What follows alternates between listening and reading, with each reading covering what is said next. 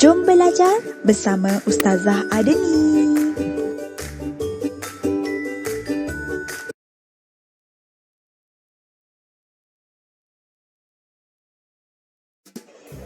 Korang-korang, Dina nak tanya boleh? Siapa idola atau hero idaman korang, Alah, Hafiz tak hero lah sebab semua Hafiz suka. Korang nak tahu tak? Dina suka sangat Wonder Girl.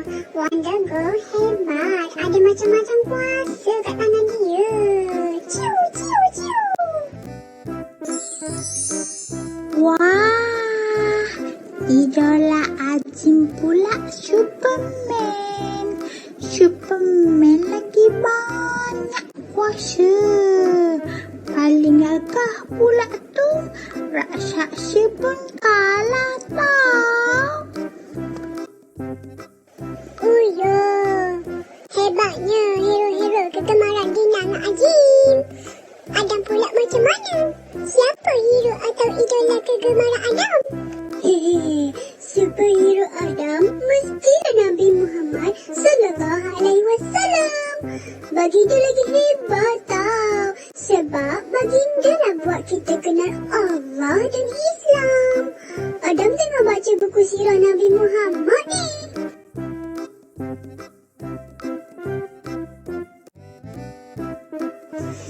Kalau korang nak tahu, Nabi Muhammad lagi hebat sebab sejak kecil lagi dah ada tanda-tanda kenabian pada baginda.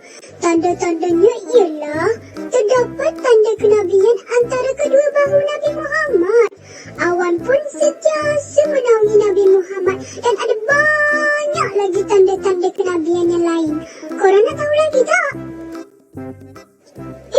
Alamak, kenapa tiba-tiba pelik sangat dengan buku sirah Adam ni? Tolong!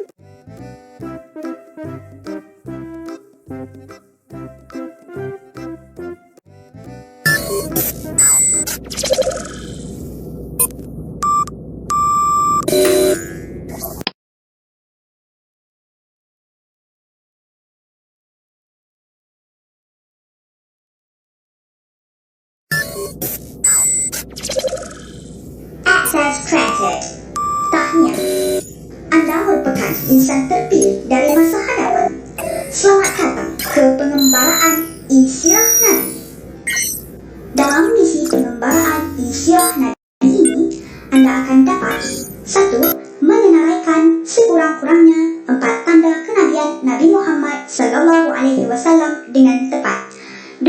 Menerangkan peristiwa malaikat membelah dada Nabi Muhammad SAW semasa kecil dengan jelas. 3. Menyenaraikan 3 kepentingan peristiwa malaikat membelah dada Nabi Muhammad SAW yang mempengaruhi pribadi baginda dengan betul.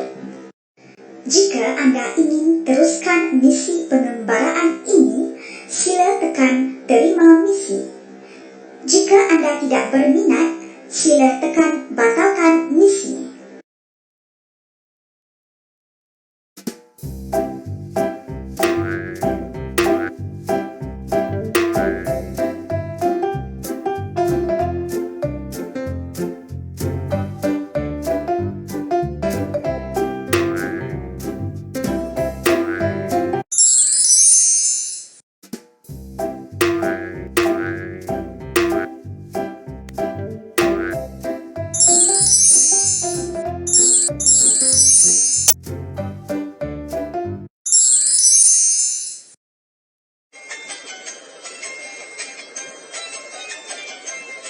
Mari kita belajar tanda kenabian. Nabi ada tanda di belakang badan. Nabi sentiasa dinaungi oleh awan.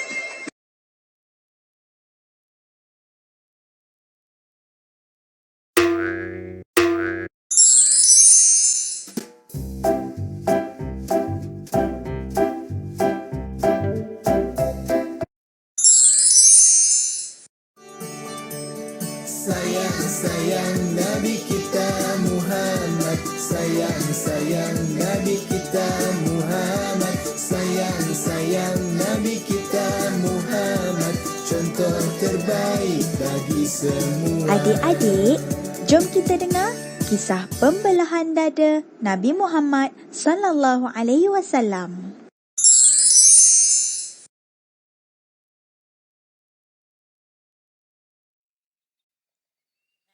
Telah diriwayatkan oleh Ibnu Hisham, Ibnu Ishaq dan Ibnu Sa'ad ketika Nabi Muhammad sallallahu alaihi wasallam kira-kira berusia antara 2 hingga 4 tahun telah berlaku satu peristiwa yang menakutkan untuk keluarga Halimatus Sa'diyah.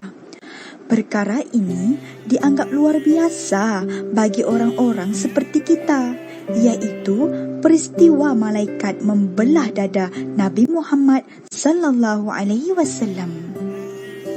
Peristiwa ini berlaku ketika Nabi dan anak-anak Halimatus Sa'diyah sedang melihat anak-anak kambing Abu Kabsyah, iaitu suami Halimatus Sa'diyah yang baru dilahirkan. Sedang mereka leka bermain dengan anak kambing, tiba-tiba muncul 2 orang lelaki yang sangat elok rupa parasnya, berpakaian serba putih, dan terus mereka datang mengambil Nabi Muhammad sallallahu alaihi wasallam ke tempat yang lain.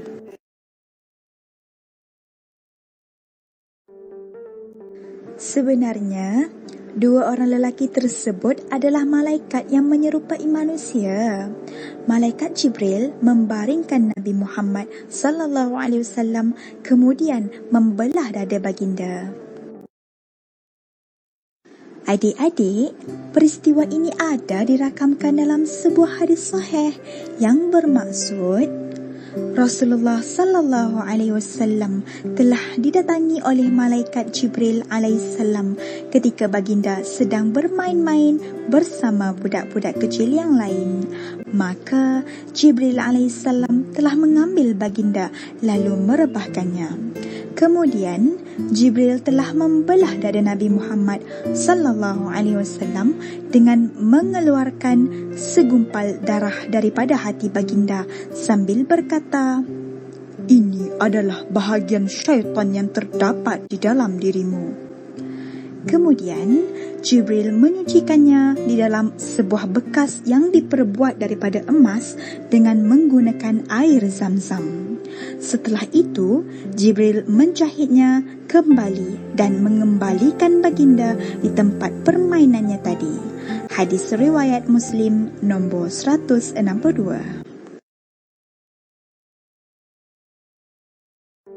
Sementara itu, anak Halimatus Sa'diyah berlari-lari sambil menangis mendapatkan ibu mereka.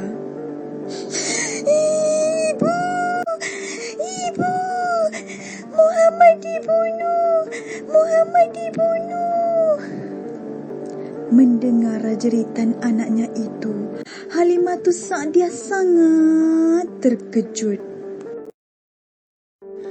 Kemudian Halimatus Sa'diyah bertanya, "Apa yang terjadi, wahai anakku?"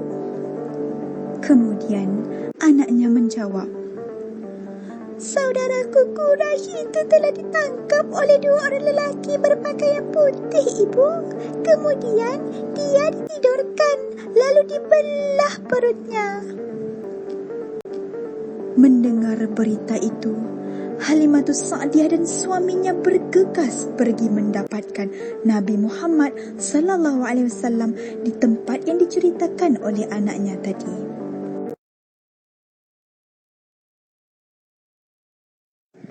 Setelah Halimatus Sa'diyah sampai di tempat tersebut, didapati muka Nabi sangat pucat.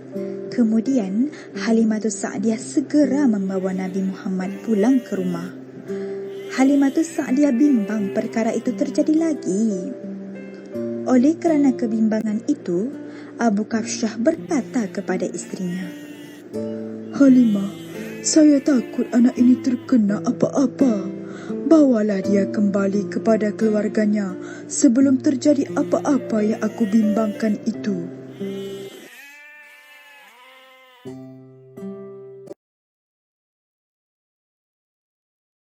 Rentetan daripada peristiwa ini, para ulama ada yang berpendapat bahawa inilah sebab mengapa Halimatus Sa'diyah akhirnya mengembalikan Nabi SAW kepada ibu kandungnya. Awalnya, ibu kandungnya beberapa kali meminta agar Nabi dikembalikan. Namun, Halimah berhati melepaskan Muhammad. Beliau senang jika ada Muhammad di kampungnya kerana Nabi Muhammad SAW mendatangkan keberkahan kepada keluarganya.